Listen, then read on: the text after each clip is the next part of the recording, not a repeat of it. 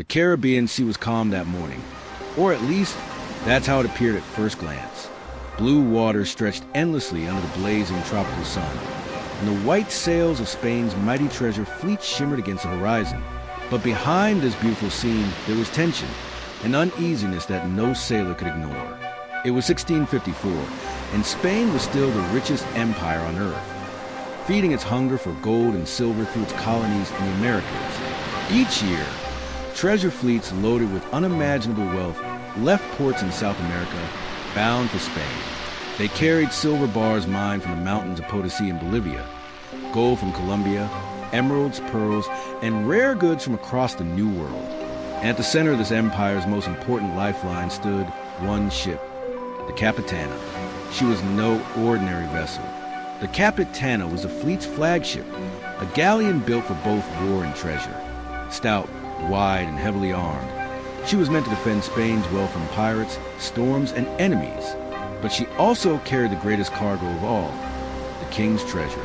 On her decks, hundreds of sailors, soldiers, and passengers relied on her strength. On this voyage, she carried nearly 1.6 million pesos in treasure, one of the richest hauls ever assembled in the Spanish Main. But as the fleet left the South American coast, there were signs of trouble.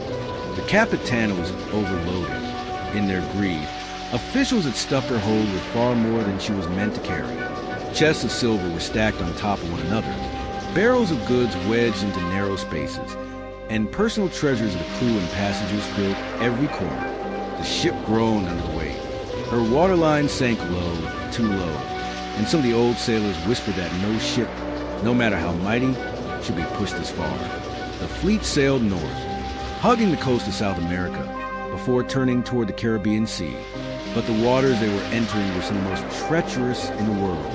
Hidden reefs and shallow shoals lurked beneath the surface, waiting like predators for an unsuspecting ship. The Spanish called this region a graveyard for good reason. Dozens of galleons had already met their end here. On a September evening, disaster struck.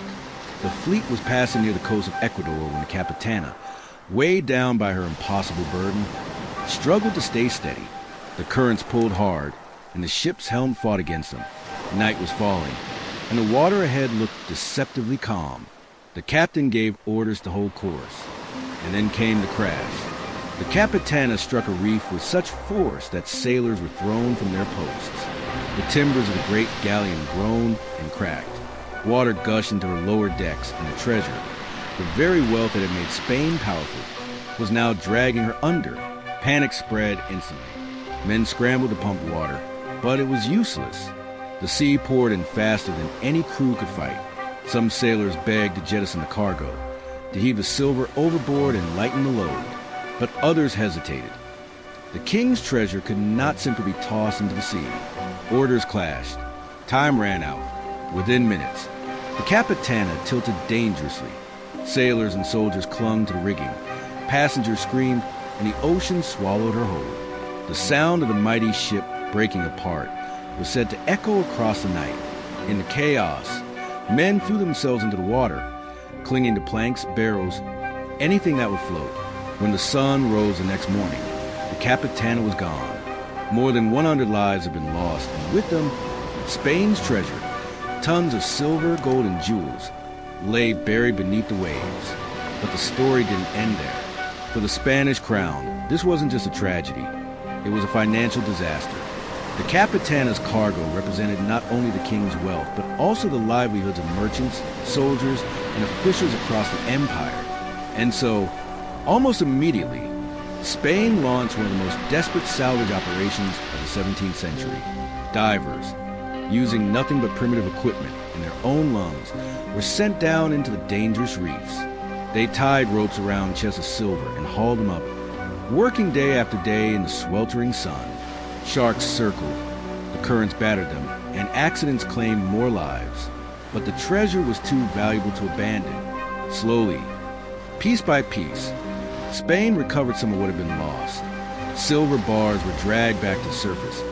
Emeralds sparkled once more in the daylight, and ships were loaded with the salvaged wealth. But not all of it could be saved. Much of the Capitana's treasure remained buried, locked in a reef where the galleon had shattered. And here's the dark twist. Spain would later blame the Capitana's captain and crew for the disaster. They were accused of negligence, of poor seamanship, and of failing to protect the treasure of the king. Survivors were dragged into court, some imprisoned, others ruined. It was easier for the empire to lay blame on men than to admit its own greed had doomed the ship. But the Capitana's story wasn't forgotten. Her wreck, and the treasure still lying beneath the waves, became a legend whispered among sailors and fortune hunters for centuries. Some claimed that curses followed those who tried to recover her wealth. Others said the sea itself guarded Spain's lost silver. Yet one truth remained. The Capitana had been undone not by pirates, not by enemies, but by the weight of her own riches. The greed that had built Spain's empire had also sent one of its mightiest ships to the bottom of the sea. And that was only the beginning, because the wreck of the Capitana would haunt treasure hunters for generations. The Capitana lay silent on the ocean floor, her broken timber scattered across the reef, her cargo glinting faintly in the dim light beneath the waves. For those who survived the wreck, the image of the great galleon vanishing into the sea would never leave their minds.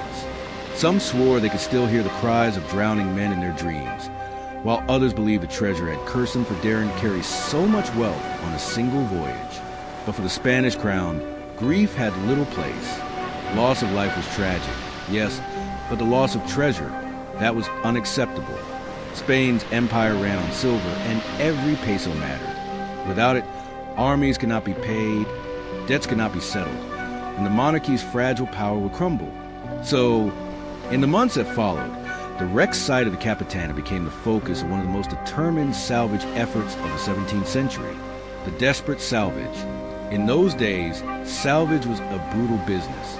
There were no diving suits, no oxygen tanks, and no sophisticated tools. Instead, enslaved divers, mostly Africans forced into labor, were sent into sea with nothing but their breath.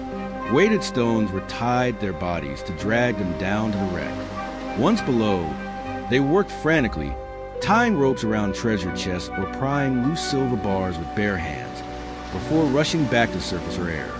The risks were enormous. Currents dragged men into the wreck's jagged timbers, cutting them open. Sharks patrolled the reef, drawn by the smell of blood. Some divers never came back up at all. And yet, the work went on. The Spanish overseers barked orders from above, determined to bring back every coin, every gem, every piece of silver they could. Slowly, over weeks and months, some of the Capitana's fortune was reclaimed. Ships carried the salvaged treasure back to Spain, where it was melted down, cataloged, and redistributed. But much of the cargo was beyond reach. The wreck was too broken, the reefs too treacherous, and the sea too unforgiving. In the end, Spain recovered less than half of what had been lost. The rest remained locked beneath the waves, an invisible fortune hidden away by the ocean itself. Blame and punishment. But recovery wasn't enough for the crown. Someone had to answer for this disaster. To lose the Capitana was not merely a misfortune. It was, in their eyes, an unforgivable failure. The ship's captain, along with several officers, faced harsh accusations. They were charged with negligence, poor navigation, and disobedience. The truth, of course, was far more complicated. Many of these men had warned that the Capitana was overloaded. They knew she sat too low in the water, and they feared the reefs of the Pacific coast. But their voices had been ignored. The officials who demanded more treasure be loaded were the true culprits. Yet it was easier for Spain to protect its bureaucracy and blame its sailors. Some of the survivors were imprisoned. Others were stripped of their ranks, disgraced and ruined. For them, survival brought no peace, only humiliation and punishment. The wreck of the Capitana was not just the end of the ship. It was the end of many men's lives and careers. A legend beneath the waves. As the years passed, the Capitana faded from Spain's official records, but not from the whispers of sailors, divers, and treasure hunters. Stories of her lost fortune traveled from port taverns in Cartagena to the harbors of Havana. Some claimed the sea had cursed the treasure, punishing Spain for its greed. Others swore that the wreck was haunted, guarded by the ghosts of the men who drowned with her. To the people of the Spanish colonies, the Capitana became a symbol of the empire's insatiable hunger. She had not been sunk by storm or pirate, but by the very weight of her riches. She was in many ways a floating metaphor for Spain itself, glorious, powerful, but doomed by excess. Rediscovery centuries later. For centuries, the Capitana lay undisturbed. The sea covered her bones with coral and sand, hiding the silver that still gleamed beneath. But the legend endured, and in the modern age, treasure hunters once again turned their eyes toward the coast of Ecuador. In the 20th century, teams of divers, equipped with modern gear, began searching for the Capitana's remains. The lure of silver bars and emeralds buried for over 300 years was too strong to resist. Some expeditions claimed success, recovering artifacts and coins believed to be from the wreck. Others ended in disappointment, swallowed by the same dangerous reefs that had doomed the Galleon centuries before. Even today, the full treasure of the Capitana has never been recovered. Many historians and divers believe vast amounts of silver still lie on the ocean floor, beyond reach, waiting. But whether it will ever be found, or whether it should, remains a haunting question. The Capitana's dark legacy, the story of the Capitana, is not just about a shipwreck.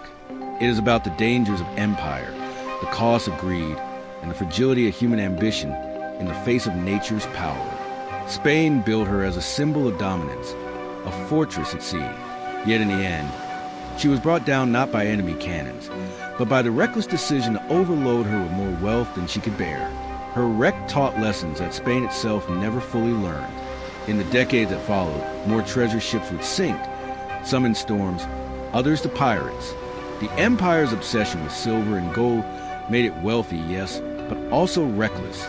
By the 18th century, Spain's dominance was fading, its empire crumbling, its treasure fleets dwindling, and the ghosts of ships like the Capitana seemed to foreshadow that fall. For the divers who risked their lives, for the sailors who drowned, and for the families left behind, the wreck was not just history, it was a wound. And for those who still search the waters off Ecuador, the Capitana remains more than a wreck. She is a mystery, a promise of lost fortune, and a warning carved into the sea itself. Closing reflection. Today, when we look back at the story of the Capitana, it is easy to marvel at the riches she carried, the drama of her sinking, and the daring salvage that followed. But perhaps the true lesson lies elsewhere. The Capitana reminds us that no empire, no ship, and no fortune is invincible. Even the mightiest galleons, stuffed with silver and flying the proudest flags, can be broken in an instant by the ocean's will. And so, the Capitana rests part grave, part treasure chest, part legend. A silent reminder that in the battle between human greed and the sea will always win.